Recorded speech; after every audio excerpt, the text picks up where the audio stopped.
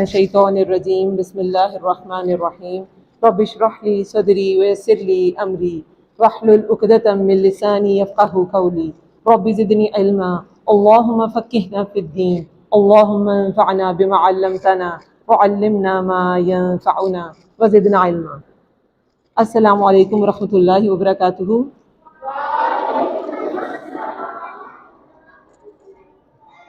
ورحمۃ اللہ وبرکاتہ۔ سلام کا جواب ضرور دیتے ہیں۔ کیوں؟ کیونکہ ہمارے نبی صلی اللہ علیہ وسلم نے فرمایا ہے کہ تم میں سے کوئی شخص جنت میں داخل نہیں ہو سکتا جب تک کہ وہ مومن نہ ہو، اور تم میں سے کوئی مومن نہیں ہو سکتا جب تک کہ وہ ایک دوسرے سے محبت نہ کرنے لگے۔ یعنی ایک دوسرے سے پیار کرنا مومن کا مومن کے لیے ضروری ہے۔ اور کیا ہی میں تمہیں ایسی بات نہ بتاؤں کہ جس سے تمہاری آپس میں محبت بڑھ جائے؟ سلام کو رواج دو۔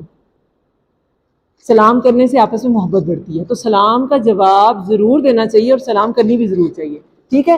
اور اگر آپ ورحمۃ اللہ وبرکاتہ کہیں گے تو 30 نیکیاں مل جائیں گی، ٹھیک ہے؟ اگر آپ السلام علیکم کہتے ہیں تو 10 ملیں گی، ٹھیک ہے؟ چلیں، اچھا، سب سے پہلے تو مجھے بہت زیادہ بچوں کو دیکھ کے خوشی ہو رہی ہے۔ I am very much honoured, I am very blessed that I've got the chance to talk about something about the سیرہ of our beloved prophet حضرت محمد صلی اللہ علیہ وسلم۔ ان کی زندگی کے کچھ اسپیکٹس جو ہیں وہ ہم ڈسکس کریں گے۔ ویسے تو دیکھیں، سیرہ کیا ہوتی ہے پتہ ہے کسی کو؟ سیرہ کا مطلب ہوتا ہے، سیر سے نکلا ہے نا، سارا طریقہ، اخلاق، اطوار، عادات۔ تو نبی صلی اللہ علیہ وسلم کے جو طریقے تھے نا، ان کا اخلاق، ان کے اطوار، ان کی عادتیں، اس سب کو نا ہم اسلامک ٹرمینالوجی میں نا سیرہ کہتے ہیں، ٹھیک ہے؟ سمجھ آئی بات؟ اوکے۔ تو سیرہ کے اتنے سارے اسپیکٹس ہیں، اتنی زیادہ کوالٹیز ہیں ہمارے پروفٹ صلی اللہ علیہ وسلم میں کہ وہ سارا کور کرنا تو پاسبل نہیں ہے۔ وہ ساری زندگی آپ ان کے واقعات ڈسکس کرتے رہیں، ایک ایک واقعہ میں بہت سارے لیسنس ملتے ہیں، تو وہ سارے جو ہیں وہ کور نہیں کیے جا سکتے۔ لیکن انشاءاللہ I'll try to cover the areas which is really required at your age۔ آپ کی ایج کے لیے جو ریکوائرمنٹ ہے انشاءاللہ اس کو کور کرنے کی کوشش کی جائے گی۔ ماشاءاللہ ہر ایج کے بچے نظر آ رہے ہیں، تو چھوٹے بچوں سے سٹارٹ کریں گے، ٹھیک ہے؟ چھوٹے بچوں نے کبھی سوچا ہے کہ نبی صلی اللہ علیہ وسلم جو ہیں وہ جب وہ چھوٹے سے بچے تھے وہ کیسے تھے؟ کبھی آپ کے ذہن میں آتا ہے وہ کیسے تھے اور وہ بچوں کے ساتھ کیسے تھے؟ اچھا چلے میں دیکھتی ہوں کس کو انٹرسٹ ہے۔ اچھا میری بات سنیں، نبی صلی اللہ علیہ وسلم جب پیدا ہوئے تو ان کے فادر تھے، was he alive? No, very good, وہ جتنے تھے، ٹھیک ہے؟ پیدا ہوئے تو ان کے والد نہیں تھے۔ اچھا، والدہ کتنے ایئرس کے تھے جب فوت ہوئی؟ 4 اور 6 ایئرس، ویری گڈ۔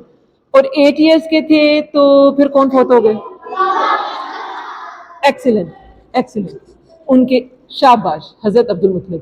اچھا، اب آپ میں سے کون سا بچہ ہے وہ ہینڈ ریز کرے گا جس کی نہ ماما ہیں، نہ بابا ہیں، نہ دادا ہیں، نہ دادی ہیں، اور جو نانو ہیں وہ بھی بہت دور رہتی ہیں، کیونکہ قبیلہ نجار تھا نا ننیال نبی صلی اللہ علیہ وسلم کا، اور وہ دور رہتے تھے۔ کوئی ہے ایسا بچہ جس کے ماما بابا دادا دادی ننیال بھی دور ہے؟ کوئی ہینڈ ریز کرے۔ Not a single one, not a single one بیٹا۔ ماما بابا دادا دادی، دادا دادی نہیں ہے، ماما بابا ہیں۔ اب میری بات سنیں بیٹا، آپ کو ڈھونڈنے سے بھی ایسی نا ایگزامپل نہیں ملے گی کہ جس کے یہ سارے بلڈ ریلیشن جو ہے نا وہ ہے ہی نہیں، وہ اس دنیا میں ہی نہیں ہے۔ کبھی آپ نے سوچا ہے کہ نبی صلی اللہ علیہ وسلم کو اتنی زیادہ، دیکھیں وہ اللہ تعالیٰ کو سب سے زیادہ پیارے تھے، وہ اس دنیا کی سب سے زیادہ عظیم ہستی تھے، ٹھیک ہے؟ سب سے زیادہ رسپیکٹفل بیلوڈ پرسن، لیکن اللہ تعالیٰ نے ان کو اتنی زیادہ آزمائش سے گزارا، اتنی مشکلات کی زندگی میں، کیوں؟ اور جب وہ بہت چھوٹے تھے تبھی سے، مطلب کہ میکسیمم پاسبل ڈیفیکلٹ سچویشن میں انہیں رکھا گیا، کیوں؟ کبھی سوچا ہے آپ نے؟ آپ ہی جتنے وہ بچے تھے اور ان کے پاس ریلیشنز نہیں تھے، کیوں بتائیں؟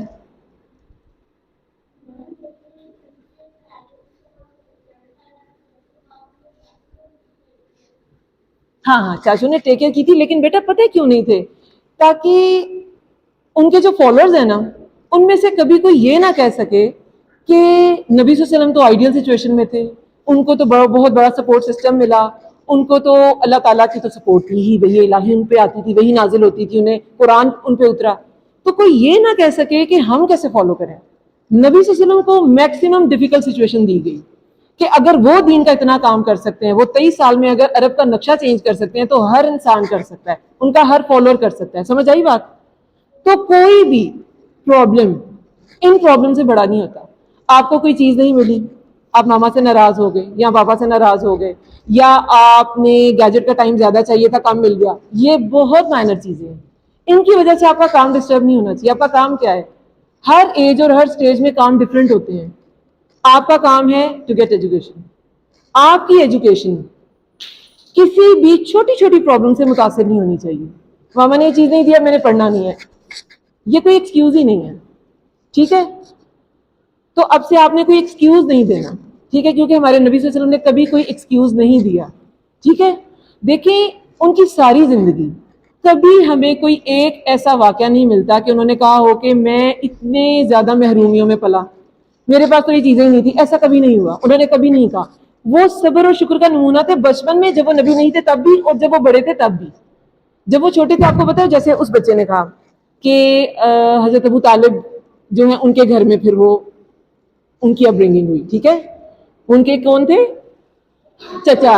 شاباش, ان کے چچا تھے. اب ابو طالب کی نا اولاد کافی زیادہ تھی, 10 بچے تھے, مطلب کافی ان کی اولاد تھی, اور کثیر المال نہیں تھے, بہت زیادہ دولت مند نہیں تھے. اب جب کھانا لگتا تھا نا تو سب بچے نا ایک دم آ جاتے تھے. تو ابو طالب نے غور کیا کہ نبی صلی اللہ علیہ وسلم ایک سائڈ پہ بیٹھے رہتے ہیں, وہ کبھی آگے بڑھ کے چیز سنیچ کرنے کی کوشش نہیں کرتے تھے, یا بھیڑ میں جا کے ان بچوں میں سے اپنی چیز نکالنے کی کوشش نہیں کرتے تھے. وہ ایک جگہ بیٹھے رہتے تھے. ان میں اتنا صبر تھا, کسی بھی چیز کے نہ ہونے سے ان میں بے صبری نہیں آئی کہ چیز نہیں ملی اور جب ملی تو ہم بس اس پہ چڑھ دوڑے. ایسا نہیں تھا. تو ابو طالب نے اپنی بیوی سے کہا کہ یہ تو بھوکا رہ جائے گا, اس کو الگ سے کھانا دیا کرو. اور پھر انہیں الگ سے کھانا دیا جاتا تھا. یہ ان کا صبر تھا. ہر ایج میں صبر پتہ ہے کیا ہوتا ہے؟ خود کو روکنا. صبر کا لفظی معنی ہوتا ہے خود کو روکنا. صرف مشکل پہ صبر نہیں ہوتا, خوشی پہ بھی صبر ہوتا ہے. یہ جو ہم کہتے ہیں نا, جب کوئی نعمت ملے تو اللہ کی شکر گزاری کرو. قرآن میں آتا ہے جو شکر گزاری کرتا ہے میں اسے اور زیادہ دیتا ہوں, وہ بھی صبر ہی ہوتا ہے. کیسے؟ اگر آپ کو کوئی نعمت ملی اور آپ کہیں میں نے اتنے مارکس لیے, میرے پاس یہ آ گیا, میرے پاس یہ آ گیا, بس میں نے اتنا زبردست قسم کا, میرے پاس یہ ہے تمہارے پاس یہ نہیں ہے, یہ کیا ہے؟ یہ شکر نہیں ہوتا. کیونکہ آپ نے اسے پہلے خود کو روکا نہیں ہوتا.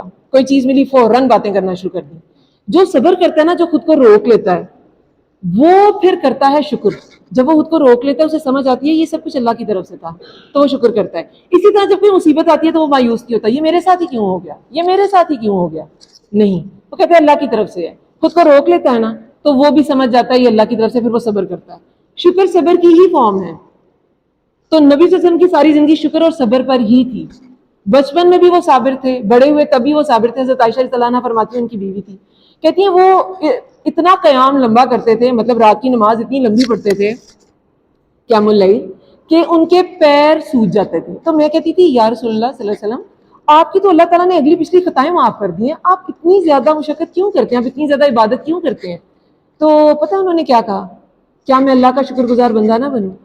یعنی کہ یہ ساری عبادت جو میں کرتا ہوں, ٹھیک ہے ان کی تو کوئی خطائیں تھی نہیں, تو وہ کیوں کرتے تھے؟ ہم جیسا انسان کو عبادت کرتا ہے, یا اللہ مجھے معاف کر دینا, یا اللہ میری خطائیں معاف کر دینا, لیکن وہ کیوں کرتے تھے؟ ٹو شو ہز گریٹیٹیوڈ, اللہ کو اپنی شکر گزاری ظاہر کرنے کے لیے, اس لیے وہ اتنی عبادت کرتے تھے. تو ان کی ساری زندگی جو ہے نا, وہ شکر گزاری اور صبر کا نمونہ تھی.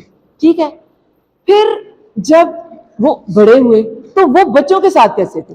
یہاں پہ کچھ بڑے بچے بھی ہیں, وہ بھی سن لیں اور چھوٹے بچے بھی سن لیں کہ وہ بچوں سے کتنی محبت کرتے تھے, اور بڑے بچوں کو چھوٹوں سے کتنی محبت کرنی چاہیے. بڑے بچے دیکھیں, ان کی اتھارٹی تھوڑی سی زیادہ ہوتی ہے, پاور بھی تھوڑی زیادہ ہوتی ہے, تو ان کی ذمہ داری بھی تھوڑی سی زیادہ ہوتی ہے. ٹھیک ہے, گریٹ پاس برنگ گریٹ رسپانسبلٹیز. ٹھیک ہے, یہ تو آپ کو نے سنا ہی ہوگا, سنا ہوا ہے؟ اوکے اچھا خیر, تو اس کی رسپانسبلٹی بھی زیادہ ہے. آپ کو پتہ ہے نبی صلی اللہ علیہ وسلم کی زندگی میں بہت سے ہمیں ایسے واقعات ملتے ہیں جس میں انہوں نے بچوں کے ساتھ بہت زیادہ حسن سلوک کیا, بچوں سے بہت پیار کرتے تھے. مسجد میں کوئی چیز آتی تھی, کوئی سوغات, جیسے کہ فرسٹ ٹائم کوئی پھل آیا, اس سے پہلے وہ پھل کا سیزن جب آیا, وہ پہلا پھل آیا, تو وہ بچے کو دیتے تھے پہلے, اور اگر نہیں ہوتا تو ڈھونڈ کے کہتے تھے ڈھونڈ کے لاؤ بچہ, اسے پہلے دینا. ٹھیک ہے, تو یہ ان کی محبت تھی. زید بن حارثہ پتہ ہے کون تھے؟ کسی کو پتہ ہے؟ نبی صلی اللہ علیہ وسلم پر ایمان غلاموں میں سے سب سے پہلے کون لایا تھا؟ کسی کو پتہ ہے؟ غلاموں میں سے سب سے پہلے ایمان کون لایا تھا؟ اچھا نہیں پتا کون تھے، آپ بتائیں. بلال حبشی نہیں.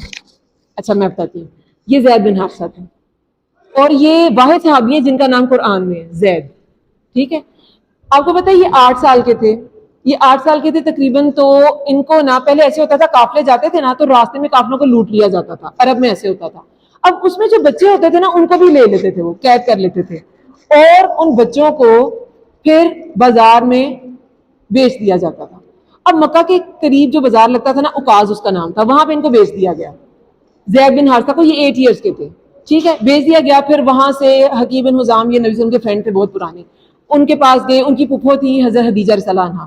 انہوں نے کہا میرے پاس کچھ غلام ہے، آپ کو کوئی چاہیے؟ انہوں نے جب ان کو دیکھا تو ان کو بہت اچھے لگے. کہتے ہیں ہاں میں اس کو، بہت شریف سے معصوم سے تھے، کہتے ہیں میں، مجھے یہ بچہ چاہیے. انہوں ان کی خدمت میں چلے گئے. پھر حضرت خدیجہ کی شادی ہو گئی نبی صلی اللہ علیہ وسلم سے. ٹھیک ہے، تو یہ نبی صلی اللہ علیہ وسلم کی خدمت میں آ گئے، ان کے پاس رہے. وہاں کیا تھا ان کے پیرنٹس کا کہ وہ دن رات تڑپتے رہتے تھے کہ ہمارا بچہ کہاں چلا گیا، کہاں چلا گیا. اب مکہ میں لوگ حج کرنے آتے تھے. نبی صلی اللہ علیہ وسلم سے پہلے، اسلام سے پہلے، نبوت سے پہلے بھی وہاں حج ہوتا تھا، کیونکہ وہاں لوگ کیا تھا، دین ابراہیمی کی جو ایک ریچول تھا نا اس کو فالو کرتے تھے اور حج کرتے تھے. ٹھیک ہے، لیکن وہ ریچول ایسے نہیں تھے جیسے جو ابھی موجودہ حج ہے. وہاں ان کے قبیلے کے کچھ لوگ آئے، انہوں نے زید بن حارثہ کو پہچان لیا کہ یہ تو ہمارے قبیلے کا ہے، یہ تو بچہ ایسے گم گیا تھا، اس کو یہ لٹیرے لے گئے تھے. اچھا، انہوں نے ان کے والد کو بتایا. ان کے والد ان کے چچا کو لے کے، زید بن حارثہ کے چچا کعب تھے ان کا نام، ان کو لے کے آ گئے اور انہیں کہا کہ ہمارا رسول اللہ صلی اللہ علیہ وسلم کے پاس آئے. انہوں نے کہا کہ آپ نا ہم سے جتنی چاہے قیمت لے لیں، ہم ادا کرنے کو تیار ہیں. یہ ہمارا بچہ ہے، یہ ایسے ایسے اس طرح نہ اس کو بیچا گیا ہے اور یہ ہم سے بچھڑ گیا. تو نبی صلی اللہ علیہ وسلم نے فرمایا کہ میں آپ اس کو لے جائیں اور میں آپ سے پیسے بھی نہیں لوں گا، لیکن آپ زید سے اس کی مرضی پوچھ لیں. بس اگر وہ جانا چاہتے تو آپ اس کو لے جائیں، میں آپ سے پیسے نہیں لوں گا. انہوں نے بہت زیادہ احسن بات کی کہ مجھے پیسے نہیں چاہیے، اگر یہ آپ کا بچہ ہے تو یہ آپ کے پاس ہی ہونا چاہیے. جب زید بن حارثہ کو بلایا گیا، انہوں نے کہا آپ ان کو پہچانتے؟ انہوں نے کہا ہاں پہچانتے ہوں، یہ میرے والد اور یہ میرے چچا ہیں. وہ ان کو پہچانتے بھی تھے، ایسا نہیں تھا کہ وہ نہیں پہچانتے تھے. تو انہوں نے کہا کہ آپ ان کے ساتھ جانا چاہتے ہیں؟ کہتے ہیں نہیں، میں نبی صلی اللہ علیہ وسلم کے پاس رہوں گا. اتنی محبت انہوں نے زندگی بھر ان سے کی کہ وہ اپنے سگے باپ اور چچا کے پاس نہیں جا رہے تھے. تو ان کے باپ اور چچا کہتے ہیں کہ تم اپنے خون کے رشتوں کو چھوڑ کے غلامی کی زندگی تم پسند کرتے ہو. اور نبی صلی اللہ علیہ وسلم تب نبی نہیں تھے، انہیں یہ لالچ نہیں تھی میں ایک نبی کے پاس رہوں. تب نبوت ان پر ابھی وہ مبعوث نہیں کیے گئے تھے. کیا تھا ان کا اخلاق، وہ اتنی محبت کرتے تھے. تو نبی صلی اللہ علیہ وسلم ان کے جواب سے اتنے خوش ہوئے کہ انہوں نے باہر جا کے اعلان کر دیا کہ یہ میرا بیٹا ہے، میرا وارث ہوگا. تو انہیں زید بن محمد کہا جانے لگا. لیکن پھر خیر بعد میں آیات اتنی تھی کہ وہ بولے بیٹے بیٹے نہیں ہوتے، تو پھر ان کو دوبارہ زید بن حارثہ ہی کہا جانے لگا. بات سمجھنے کی یہ ہے کہ بچوں کے ساتھ ان کی محبت اتنی زیادہ تھی. ٹھیک ہے، پھر مدنی دور میں، یہ تو مکہ کا دور ہے، پھر جب مدنی دور میں آئے تو انس بن مالک کو ان کی خدمت میں دیا گیا. ان کے ہی گھر والوں نے دیا کہ یہ بہت اچھا بچہ ہے، یہ آپ کی خدمت کرے گا. اب وہ بھی 9-10 سال کے تھے جب وہ نبی صلی اللہ علیہ وسلم کے پاس آئے. اور جو مدنی دور ہے نا، مدینہ کا دور، 13 ایئرز نبی صلی اللہ علیہ وسلم رہے مکہ میں، اور پھر ہجرت کر کے 10 ایئرز رہے مدینہ میں. تقریباً وہ 20 سال کی عمر میں نبی صلی اللہ علیہ وسلم وفات پا گئے تھے. حضرت انس جب 20 ایئرز کے تھے تقریباً، آلموسٹ. تو حضرت انس کہتے ہیں کہ انہوں نے تمام عمر جتنا عرصہ میں ان کے پاس رہا، کبھی مجھے یہ نہیں کہا کہ تم نے یہ کیوں کیا، اور کبھی یہ نہیں کہا کہ تم نے یہ کیوں نہیں کیا. کبھی مجھے ڈانٹا نہیں. وہ اتنے زیادہ شفیق تھے بچوں کے ساتھ. تو دیکھیں ہم تو ایسے نبی صلی اللہ علیہ وسلم کے فالوور ہیں کہ جن کی ہر انسان کے ساتھ، بچوں کے ساتھ، بڑوں کے ساتھ شفقت ہی شفقت تھی. تو ہمیں کیسا ہونا چاہیے؟ کیا ہمیں ایسا ہونا چاہیے کہ ہم ایک دوسرے کو ٹونٹ کریں، چھوٹی چھوٹی باتوں پہ ایک دوسرے کو پش کریں، چھوٹی چھوٹی باتوں پہ ایک دوسرے سے ناراض ہو جائیں؟ کہ ہمیں ایسا ہونا چاہیے؟ ہونا چاہیے؟ نو. یس اور نو؟ نو. It's a big no. نہیں ہونا چاہیے. ہمیں کیسا ہونا چاہیے؟ معاف کرنے والا. نبی صلی اللہ علیہ وسلم کی جو زندگی ہے نا، is the perfect example of patience and forgiveness. ان کا صبر، ان کا پیشنس اور ان کی درگزر کرنا، یہ ان کی جو پرسنالٹی ہے نا اس کا بہت پرومیننٹ ایسپیکٹ تھا. وہ معاف کر دیتے تھے. بہت سے لوگوں کو انہوں نے معاف کیا. ہم لوگ کیا کرتے ہیں؟ ہم چھوٹی چھوٹی چیزیں معاف نہیں کر سکتے. کسی نے پوش کر دیا، ہم اس کو معاف نہیں کر سکتے. بہادر وہ نہیں ہوتا جو ایک تھپڑ کسی کو مارے تو وہ 10 تھپڑ آگے سے لگا دے. بہادر وہ ہوتا ہے، یہ میں نہیں کہہ رہی، یہ رسول اللہ نے فرمایا، جو اپنے غصے پہ قابو پا سکتا ہے، جو اپنے غصے کو کنٹرول کر سکتا ہے، وہ بہادر ہوتا ہے۔ آپ کو پتا ہے غصہ کنٹرول کرنا دنیا کا سب سے مشکل ترین کام ہے، اور اس ویکنس کے دوران ہی شیطان آ جاتا ہے آپ کے پاس، کہتے ہیں بس اب یہ میرا بہت ایزی سافٹ ٹارگٹ ہے۔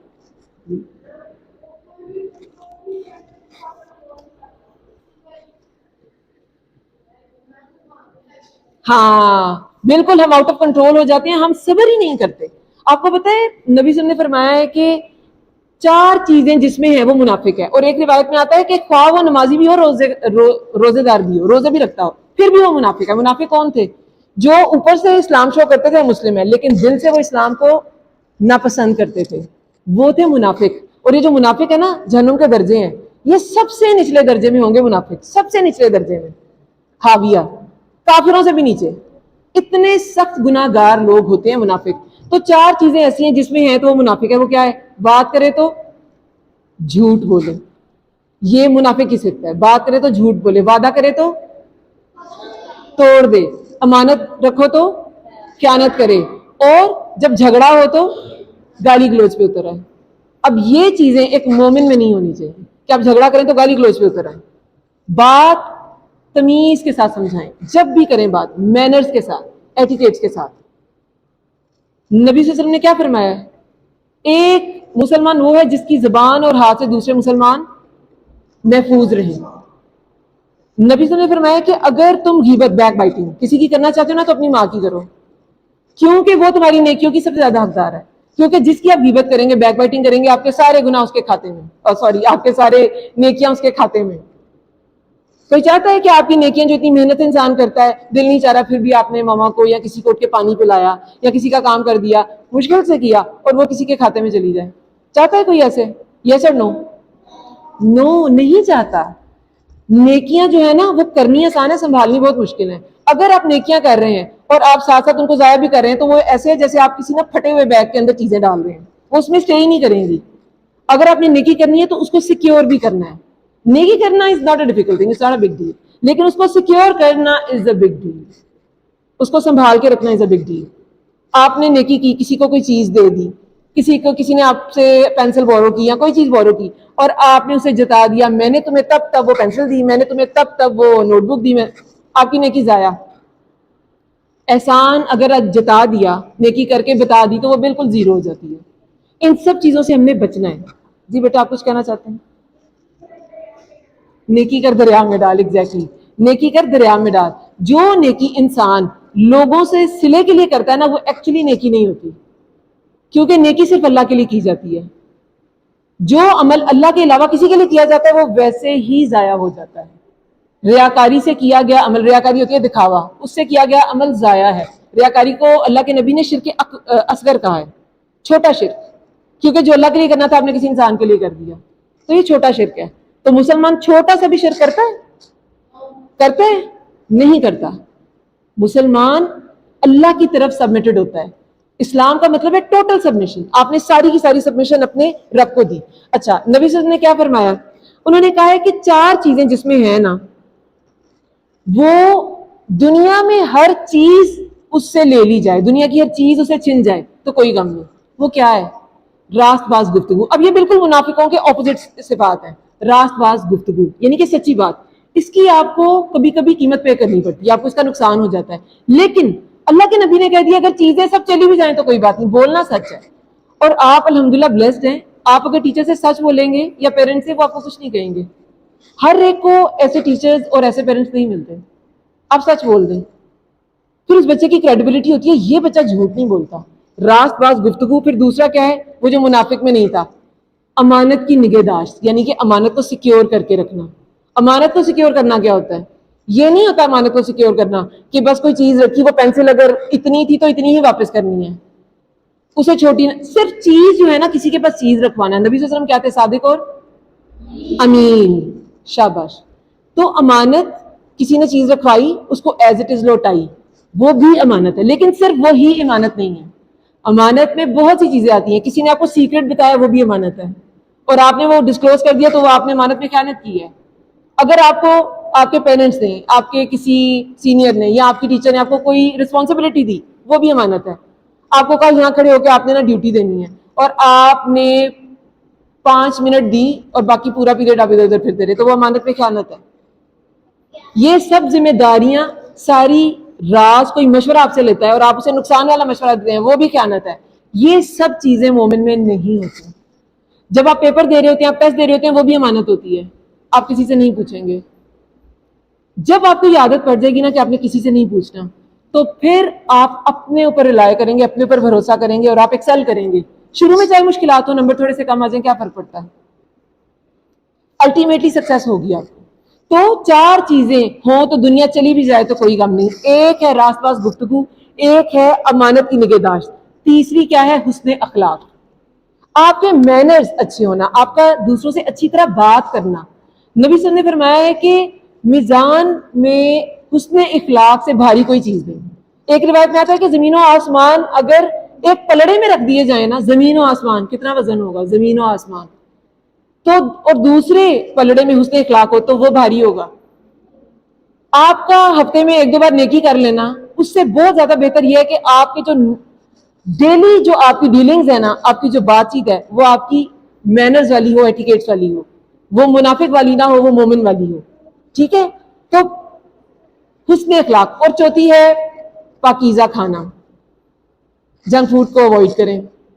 حرام نہیں ہے مگر بہت پاکیزہ بھی نہیں ہے۔ نبی صلی اللہ علیہ وسلم نے ساری زندگی میدا نہیں کھایا، اور ہماری بیکری میدے پہ بیس کرتی ہے، ہمارے پیزاز، برگر، سب کچھ۔ اس سے کیا ہوتا ہے؟ جب آپ کھاتے ہیں نا تو آپ ہائپر ہو جاتے ہیں، کیونکہ اس میں فائبر تو ہوتا نہیں، تو وہ بہت جلدی ابزارب ہو جاتا ہے باڈی میں اور آپ کا شوگر لیول ریز کرتا ہے۔ شوگر لیول ریز کرتا ہے تو کیا ہوتا ہے؟ آپ کو غصہ آتا ہے، آپ ہائپر ہو جاتے ہیں، اس کو اوائڈ کریں۔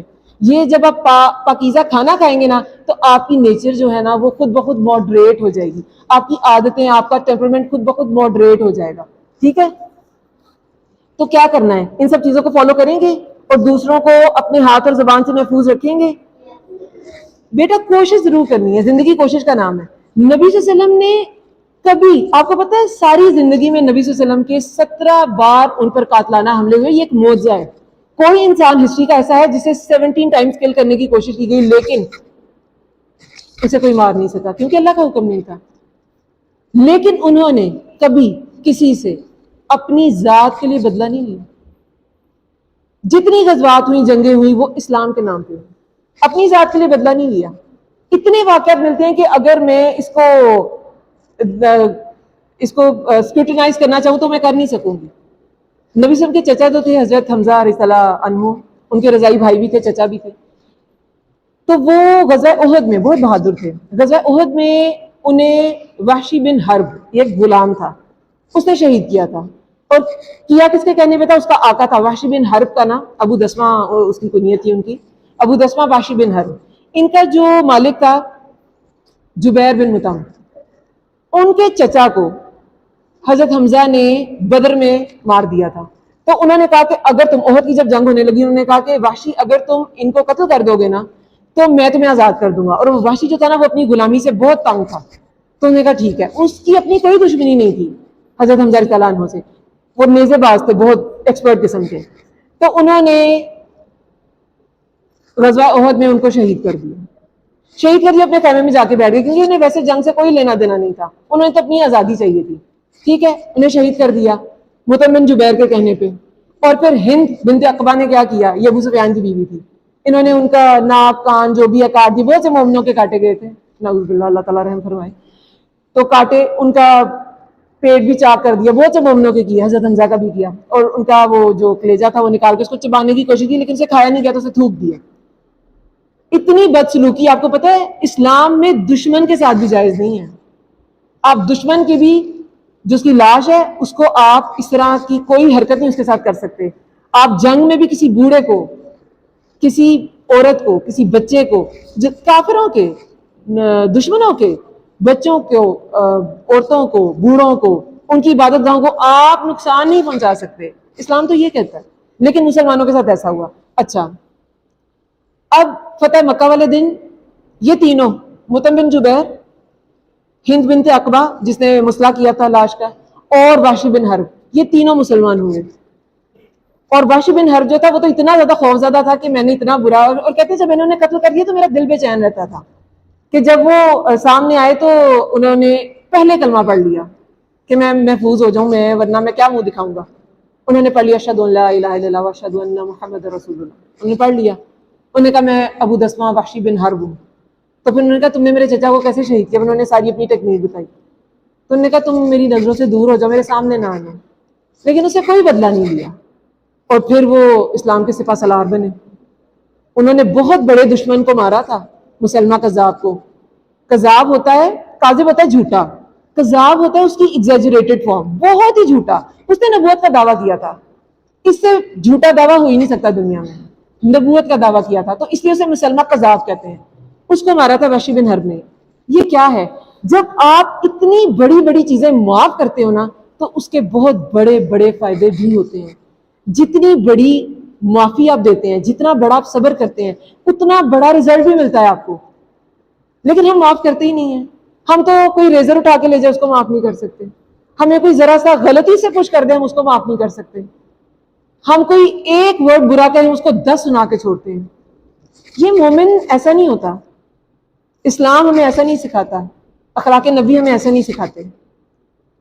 یہ جو صفوان بن امیہ تھے، یہ بھی انہوں نے قتل کیا تھا زید بن دسنہ کو. ایک واقعہ رجی کسی نے سنا ہوا ہے؟ واقعہ رجی یہ غزوہ احد کے کچھ عرصے بعد کا واقعہ ہے. ازل اور کارا 2 قبائل تھے. تو انہوں نے کہا کہ نبی صلی اللہ علیہ وسلم سے ریکویسٹ کی کہ آپ نا کچھ اپنے سیکھے ہوئے لوگ، ٹرینڈ لوگ نا ہمیں بھیجیں، ہمارے قبیلے کو نا کچھ اسلام کے بارے میں بتائیں. تو انہوں نے اپنے ٹرینڈ لوگ بھیجے 10. اس میں بہت بڑے بڑے صحابی بھی تھے. عاصم بن ثابت تھے، زید بن دسنہ تھے، حبیب بن عدی تھے. تو 7 کو تو انہوں نے غداری کی رجی کے مقام پہ، اس لیے سے واقعہ رجی کہتے ہیں. رجی کے مقام پہ انہوں نے نا قتل کر دیا. یہ 3 جو تو یہ دور تھے، ان کا نیچے اتر آؤ. تو عاصم بن ثابت نے کہا ہم نہیں اتریں گے، تم نے غداری کی ہے. انہیں بھی قتل کر دیا. حبیب بن عدی کا تو واقعہ بہت ہی رکت انگیز ہے، لیکن بہرحال ان کے پارٹس کاٹ کاٹ کے شہید کیا گیا. لیکن یہ جو زید بن دسنہ ہے، انہیں شہید کیا صفوان بن امیہ نے. اب یہ جو صفوان بن امیہ تھا نا، یہ بھی مسلمان ہو گیا فتح مکہ والے دن.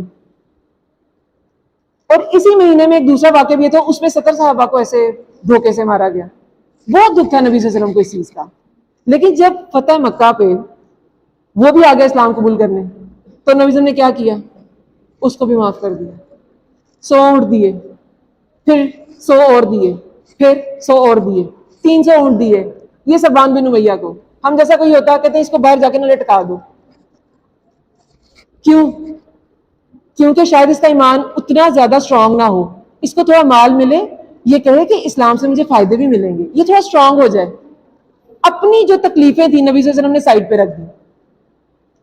آپ کو جب بڑے بڑے کام کرنے ہوتے ہیں نا، تو آپ کو اپنی چھوٹی چھوٹی تکلیفیں سائڈ پہ رکھنی ہوتی ہیں. یہ جو ڈیلی آپ کی ڈیلنگز ہیں نا، اور جو چھوٹی چھوٹی باتیں ہیں جو آپ کے اپنے ہی کلاس فیلوز کے ساتھ ہو جاتی ہیں، یہ بہت مائنر ہے. آپ نے بڑے بڑے کام کرنے ہیں، آج سیٹ کر لیں. اس وقت آپ کا گول کیا ہونا چاہیے؟ Good education. اور کیوں؟ تاکہ میں بہت زیادہ پیسہ کماؤں. یہ گول ہوگا. گول یہ ہوگا کہ میں ایک اچھی پوزیشن پہ آؤں تاکہ میں ایک پروڈکٹیو مسلم اور ایک پروگریسو انسان بن سکوں، دوسروں کو فائدہ پہنچانے والا. اس لیے آپ نے ایجوکیشن حاصل کرنی ہے. حضرت عمر رضی اللہ عنہ نے فرمایا کہ تمہاری ہر عادت عبادت ہے اگر نیت اللہ کے لیے. پھر آپ جو بھی کرتے ہیں نا، وہ اس کا آپ کو وہ آپ کی نیکی بن جاتا ہے. آپ کی ایجوکیشن بھی آپ کی نیکی بن جائے گی. یہ بھی آپ کی نیکیاں لکھی جائیں گی اگر آپ اس نیت سے کرتے ہیں کہ میں بڑی ہو کے یا بڑا ہو کے ایک پروگریسو انسان بنوں گا، لوگوں کو فائدہ پہنچانے والا، اور ایک پروڈکٹیو مسلم بنوں گا. تو پھر آپ کی یہ ساری ایجوکیشن بھی آپ کی نیکی بن جائے گی. آپ چاہتے ہیں کہ آپ کا ہر کام نیکی بن جائے؟ کون چاہتا ہے؟ یس اور نو؟ یس بیٹا. ہر انسان کے پاس وقت بہت کم ہے. نبی صلی اللہ علیہ وسلم جب طائف گئے تھے نا، تو وہاں کسی نے اسلام قبول نہیں کیا تھا. 3 سرداروں کو انہوں نے 10 دن رہے تھے وہاں پہ، کسی نے اسلام قبول نہیں کیا تھا اور بہت بدتمیزی بھی کی تھی. ان کے جو لڑکے تھے نوجوان اور غلام، انہوں نے پیچھے لگا دیے تھے، ان کو پتھر مارو نعوذ باللہ، ان کو گالیاں دو نعوذ باللہ، اور وہی سب کچھ کرتے رہتے. اور پھر انہوں نے اتباع اور شیبہ کے باغ میں پناہ لی تھی جو بھی ہے. لیکن واپسی پہ نا انہوں نے راستے میں ایک قبیلے کو تبلیغ کی تھی اور اس کے کافی سارے لوگ مسلمان ہو گئے. پھر وہ نخلا کے مقام پہ رکے، فجر کی نماز پڑھائی، تو جنوں کی جماعت نے ان کا قرآن سنا اور وہ مسلمان ہو گئی. انہوں نے کسی بھی چیز سے وہ ڈسکریج نہیں ہوئے, انہوں نے اپنے کسی بھی ٹائم کو ویسٹ نہیں کیا کہ میرے ساتھ اتنی بدسلوکی ہوئی ہے, میں ٹھنڈا ہو کے ذرا نا میں بیٹھ جاتا ہوں اور جب میں ہیلپ ہوں گا میرے زخم بھر جائیں گے تب میں کچھ سوچوں گا. اپنے سفر کو, اپنے آنے جانے کو بھی یوز کیا, اور جب وہ کرنے منازل ایک جگہ ہے وہاں پہ پہنچے تو پہاڑوں, جبریل علیہ السلام فرشتوں, پہاڑ کے فرشتے کے ساتھ نازل ہوئے آگے. وہ انہوں نے کہا کہ اگر آپ کہیں, پہاڑوں کے فرشتے نے کہا کہ اگر آپ کہیں تو ہم انہیں دو پہاڑوں کے درمیان میں نا پیس دیں, تو انہوں نے کہا کہ نہیں, میں رحمت بنا کے بھیجا گیا ہوں. جی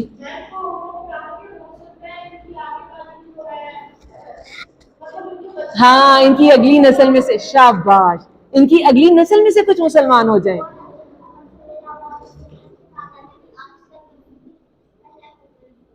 اچھا, اب ایک غزوہ طائف بھی ہوئی تھی, اس میں بھی کچھ لوگوں نے کہا تھا کہ آپ طائف والوں پہ نہ بددعا کریں, تو انہوں نے کہا کہ نہیں, ہو سکتا ہے کہ ان کی آئندہ نسلوں میں سے کچھ مسلمان ہو جائیں. آپ کو پتا ہے کہ یہ جس جگہ آپ رہ رہے ہیں, پاکستان, انڈیا, ٹھیک ہے, یہ سب کانٹیننٹ, یہاں پر آنے والا پہلا مسلمان کون تھا پتا ہے؟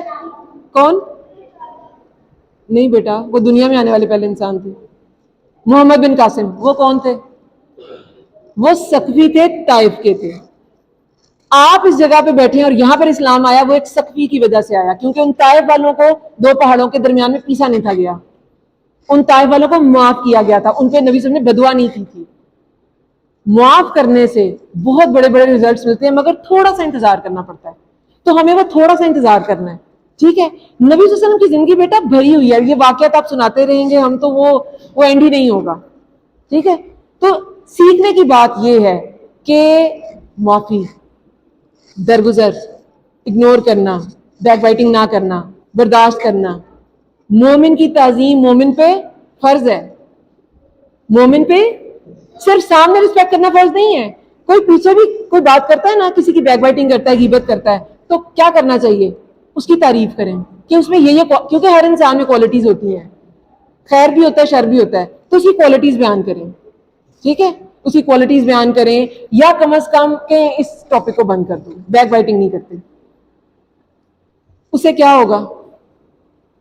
آپ کے دوسروں سے تعلقات اچھے ہوں گے, لوگ آپ کے سپورٹرز بنیں گے. نبی صلی اللہ علیہ وسلم کو سارے عرب سے کیسے سپورٹ مل گئی؟ بہت سے لوگوں کو معاف کیا انہوں نے. ایک سپاہ سالار تھے, سردار تھے یمامہ کے, سمامہ بن اسال, وہ نا اسے یہی مسلمہ کذاب نے, جسے وحشی بن حرب نے قتل کیا تھا, مسلمہ کذاب نے نا انہیں اکسایا کہ جاؤ نبی صلی اللہ علیہ وسلم کو نا قتل کر رہا ہوں, نعوذ باللہ. تو وہ نا قتل کرنے کے لیے نکلے, راستے میں نبی صلی اللہ علیہ وسلم کا لشکر آ رہا تھا, انہوں نے پہچان لیا, انہوں نے بھیس بدلا ہوا تھا, لیکن نبی صلی اللہ علیہ وسلم کے لوگوں نے پہچان لیا کہ یہ جو ہے نا یہ سمامہ بن اسال ہے. انہوں نے اسے پکڑ لیا اور مسجد نبی لے گئے, اور وہاں نا ستون کے ساتھ باندھ دیا. اب اس کو باندھ دیا, نبی صلی اللہ علیہ وسلم کا انتظار کیا. جب نبی صلی اللہ علیہ وسلم آئے تو انہوں نے کہا کہ تمہارے نزدیک کیا ہے سمامہ, تمہارے نزدیک کیا ہے؟ تو اس نے جواب دیا, اے محمد میرے نزدیک خیر ہے.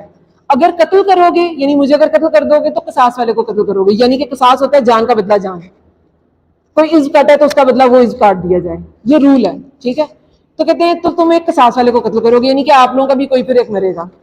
اگر تم اس پہ احسان کرو گے تو ایک قدردان پہ احسان کرو گے, اور اگر تم کوئی قیمت لینا چاہتے ہو تو تمہیں منہ مانگی قیمت دی جائے گی. نبی صلی اللہ علیہ وسلم کو اس نے کہا, سمامہ نے. تو پھر نبی صلی اللہ علیہ وسلم اس کی بات سن کے چلے گئے. وہ دوسرے دن آئے, انہوں نے کہا تمہارے نزدیک کیا ہے؟ انہوں نے یہی جواب دیا کہ اگر تم قتل کر دو گے تو ایک قصاص والے کو تمہیں نقصان ہوگا, احسان کرو گے تو میں قدر کروں گا, اور اگر مال چاہتے تو جو چاہے مل جائے گا. تیسرے دن آئے تب بھی یہی کہا. تو پھر نبی صلی اللہ علیہ وسلم نے کیا کہا, قتل کر دو اسے, یہ تو مجھے قتل کرنے آیا تھا. انہوں نے کہا اسے چھوڑ دو. جب چھوڑ دیا تو وہ تھوڑی دور گیا, کسی جگہ غسل کیا, واپس آ گیا اور کلمہ پڑھ لیا. کہ اور پھر کہا کیا, اس کا مفہوم یہ ہے کہ واللہ آپ کے چہرے سے زیادہ مجھے برا کوئی چہرہ نہیں لگتا تھا, لیکن اب آپ کے چہرے سے زیادہ محبوب مجھے کوئی چہرہ نہیں ہے. آپ کے دین سے زیادہ ناپسندیدہ دین کوئی نہیں تھا, لیکن اب آپ کے دین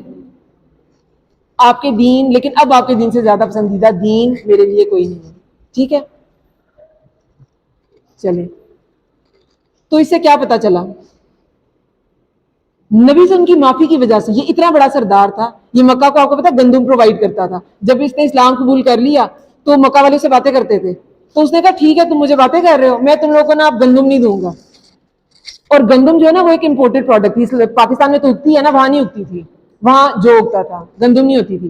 تو وہ بڑے پریشان ہوئے, پھر انہوں نے نبی صلی اللہ علیہ وسلم کو ہی واسطے دیے اپنی رشتے داری کے کہ اسے کہیں کہ ہمیں پرووائڈ کیا کرے. تو نبی صلی اللہ علیہ وسلم نے کیا کیا کہ نہیں تم تو اس سے باتیں کر رہے تھے اسلام لانے پہ, میں کیوں تمہاری مدد کروں. انہوں نے کہا ٹھیک ہے, انہوں نے سلام کہا ان کو بھیج دو گندم, بھیج دی انہوں نے. تو بیٹا بات یہی ہے کہ معافی اور درگزر یہ کی ہے, یہ زندگی گزارنے کی ہے, یہ سکسیس کی بھی کی ہے. تو اللہ تعالیٰ آپ کو ثبات دے, آپ کو اس فتنے کے دور میں بچا کے رکھے, آمین رب العالمین. ایک نیکسٹ سیشن ہے تو اس میں پھر ہم فتنے کو ڈسکس کر لیں گے, ٹھیک ہے.